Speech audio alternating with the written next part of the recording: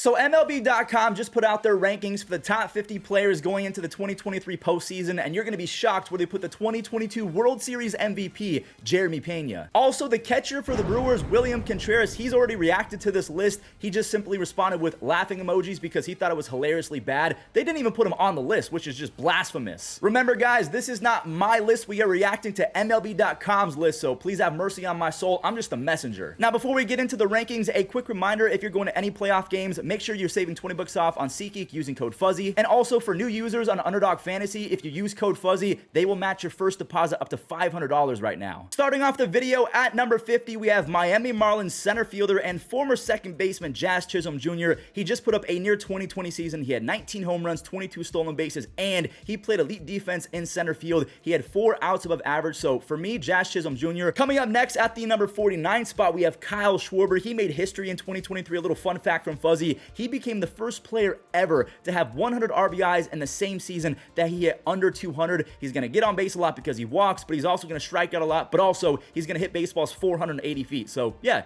he's fine being in the top 50 for me. All right, so I'm not trying to sound disrespectful when I'm talking about Anthony Santander. He was a legend in the World Baseball Classic. I think that he's really good, but I'm just going to go ahead and spoil it right now. Dodgers catcher Will Smith is not on this list, but Anthony Santander is. I don't like that at all. How is Will Smith not a top 50 player, but Santander is? Again, no disrespect to Anthony, but this is probably not going to be a good list. Aaron Nola has all of the talent in the world, but he's not going to make the top 45. They put him at 47. The way that Nola works is he has a really good year and then a down year. A really good year, as evident by in 2021, he had a 4.6 ERA. In 2022, he had a 3.2 ERA. And then in 2023, a near 4.5 ERA. Hopefully in the playoffs, he can stop having a stinker every other start. Again, no disrespect to any of these players, but I just don't value relief pitchers in the same breath as someone like Jazz Chisholm Jr. So Johan Duran of the Twins, the reasoning for him being at 46 according to MLB.com, this is an exact quote: he throws insanely hard and he's awfully scary. That's why he makes the top 46 ahead of guys like Kyle Schwarber and Jazz Chisholm. Isaac Paredes cracks the top 45, and he had one of the quietest 30 home run seasons I've seen in quite some time. He had 31 home runs, a near 360 on base percentage, and he plays pretty good defense over there at the hot corner. So yeah, even if you don't know Isaac Paredes or how to pronounce his name, he's really good. Wow, Sean Murphy all the way down at the 44 spot. To me, I feel like this is a little bit low because he is one of the best power hitting catchers in baseball. He calls a great game behind the dish. He's a defensive wizard. So for me, I probably would have ranked Sean Murphy a little bit higher. But we are going to see a lot of Braves players on this list, so I'm not going to get too mad this soon in the video. The most underrated pitcher in the playoffs right now,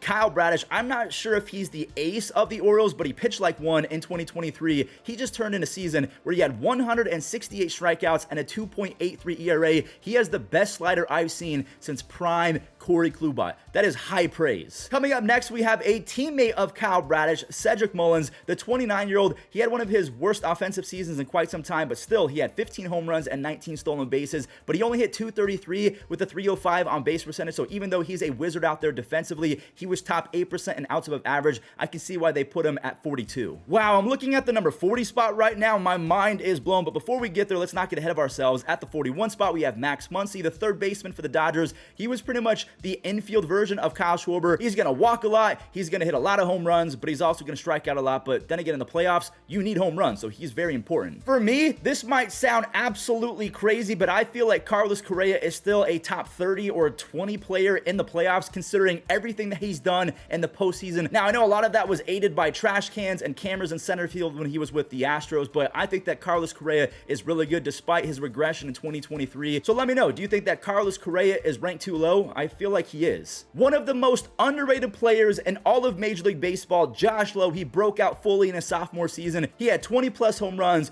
30 plus stolen bases. As long as they don't play him in center field and they leave him in right field where he plays plus defense, Josh Lowe, for me, he's actually a little bit too low. No pun intended. Adolis Garcia is only 38. I'm going to read off some of his stats this year. He had 39 home runs, a near 330 on base percentage, which is really good for Adolis Garcia standards, an almost 840 OPS. He has one of the best arms in baseball, and he was pretty good defensively. He had 2 outs above average. So with all of that being said, I feel like Adolis Garcia at 38. For me, that's a little low, but then again, there's some really good players on this list, so let's keep on going. As much as I love Christian Yelich, I feel like Adolis was better in 2023, so I'm not exactly sure what they're basing their rankings off. Was it stats in 2023 or over the course of the last few years? Regardless, I think that Adolis has been better than Yelich, who did bounce back with 19 home runs, 28 stolen bases, and pretty good defense in left field. With 4 outs above average, he's still pretty good on the bases, but for me, I would take Adolis just ahead of Yelich, and that might be blasphemous, but I'm sticking with it. I really miss when Alex Bregman was a top MVP candidate. I mean, he had one of the best offensive seasons we've seen from a third baseman in the history of baseball. Alex Bregman, he's pretty good in the postseason, just like Carlos Correa, but then again,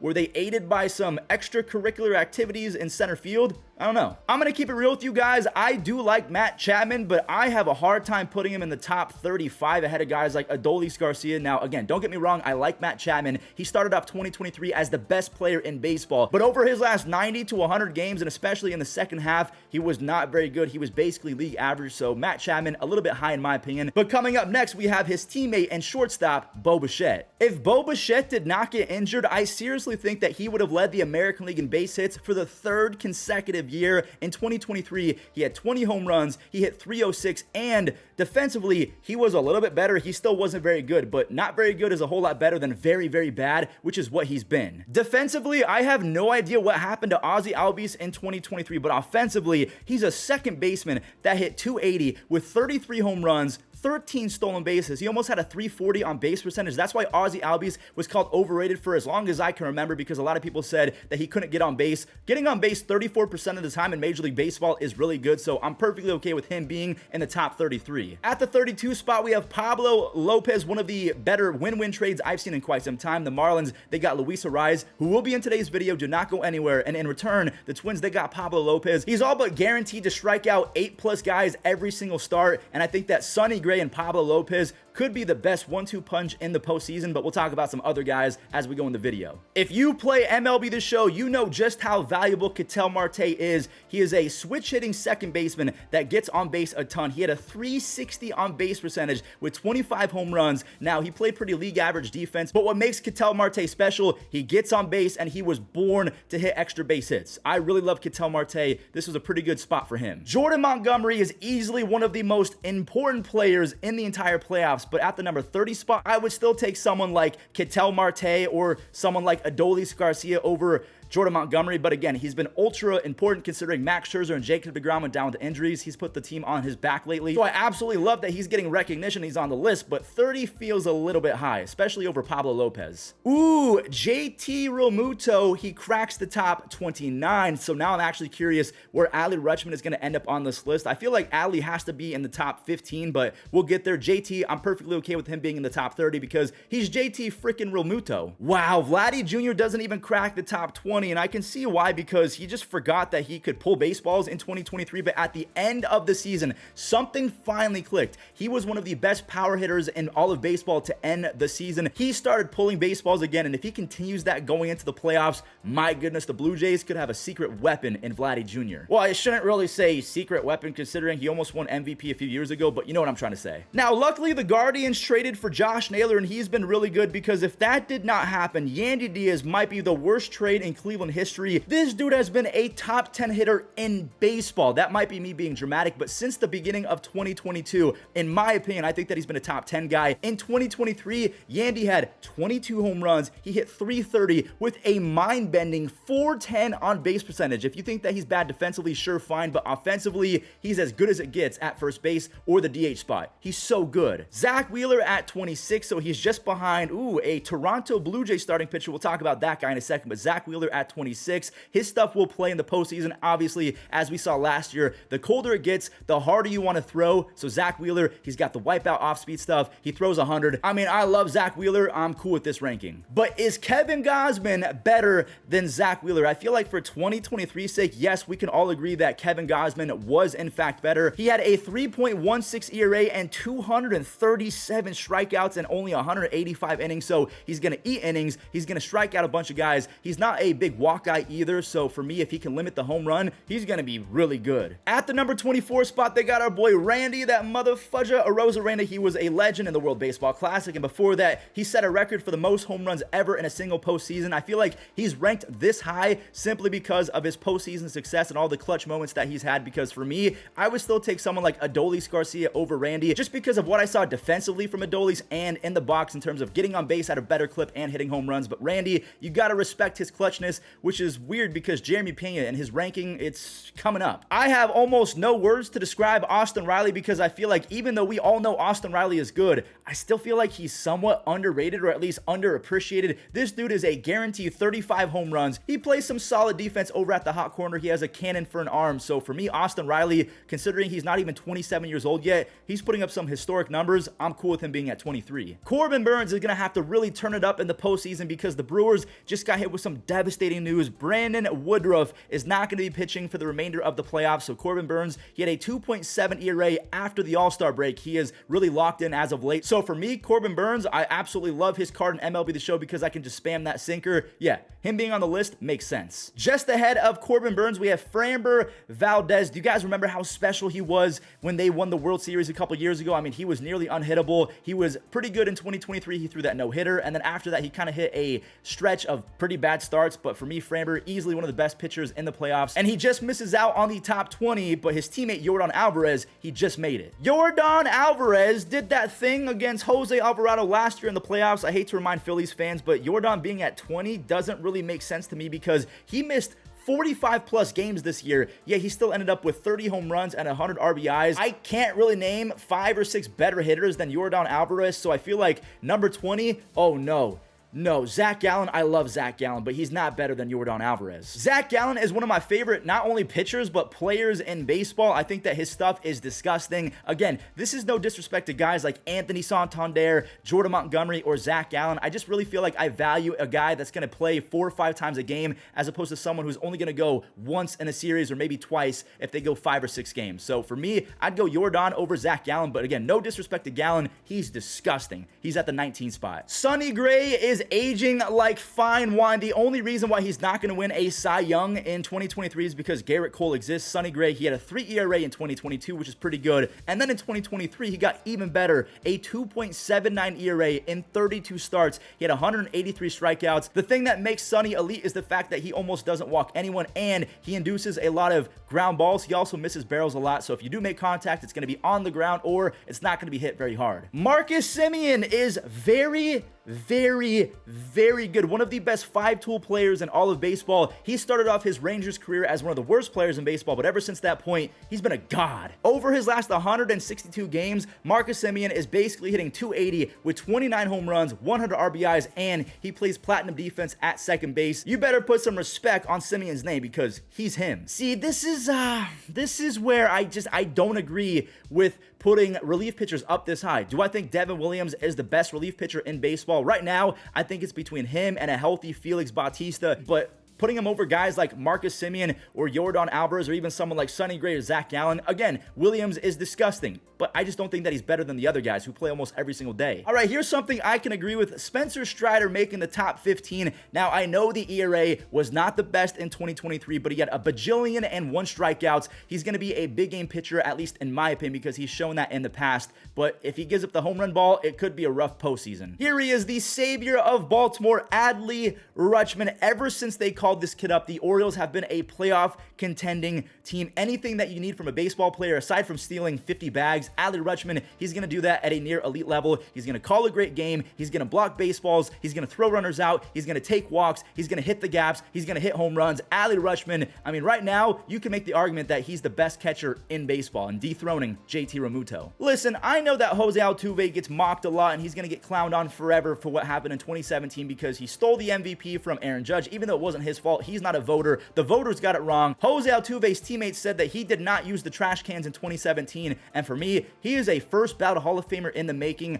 I do not agree with him being outside the top 10. I'm sorry. This dude is hitting .310 with 46 doubles, 26 home runs, and 25 stolen bases over his last 162 games. Jose Altuve, he's gonna make the Hall of Fame, whether you like it or not. He's way too low in my opinion. He's a top 10 guy. Listen, I love Gunnar Henderson as much as the next guy. He's gonna easily win the AL Rookie of the year, but for me, he has not yet surpassed Jose Altuve. What are we doing? Again, I love Gunner. We follow each other on Instagram. We talk about Legos and Star Wars quite often, but for me, he has not surpassed Jose flippin' Altuve. What are we doing? Just outside the top 10, we have Kyle Tucker, the right fielder for the Astros. Okay, so I'm going to go ahead and scroll up to the top. Oh, there's some players ahead of Kyle Tucker that you guys might not agree with, but we'll get there in a second. I mean, what's not to love about Kyle Tucker? He's going to hit doubles. He's going to hit home runs. He's got a rocket for an arm. I mean, all the way around, Kyle Tucker. For me, he's a top 10 player. I actually think that he's better than the next guy. It might sound so disrespectful to say that I value Kyle Tucker's game a little bit more going into the playoffs as opposed to Luis Arraez. Again, I love Luis Arraez. All of the props in the world for hitting a bunch of singles and getting on base at a high clip. He's going to hit 340 for the next decade, I feel like. But for me, I like the power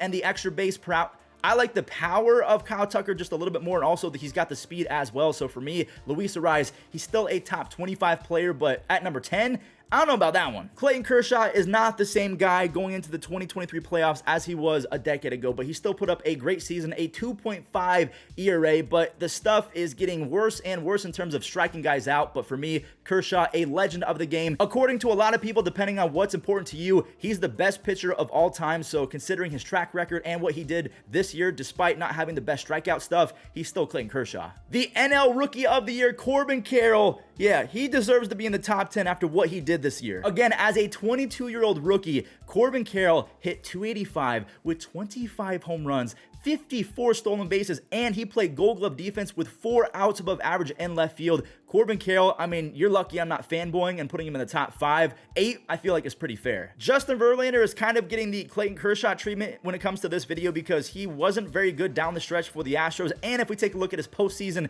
success, he's kind of been a slight choke artist, even though he did win a World Series and he's been decent. But yeah, he's not very good in the playoffs. So him being at 7, I get it. He's a future Hall of Famer, but I feel like he's too high. But that's just me. So we have yet to see Jeremy Pena, but Pena faced off against Bryce Harper last year in the World Series, and Bryce Harper honestly being at 6, I know that that's a really high ranking, but that's a little bit disrespectful. I mean, I feel like you guys are gonna agree with me. He's a top 5 player, even though I love who's number 5, Matt Olson. Matt Olson was absolutely otherworldly in the 2023 regular season, but I'm still taking Bryce Harper if we're talking about the best players going into the postseason, but that's just me. But then again, Matt Olson just put up a special season.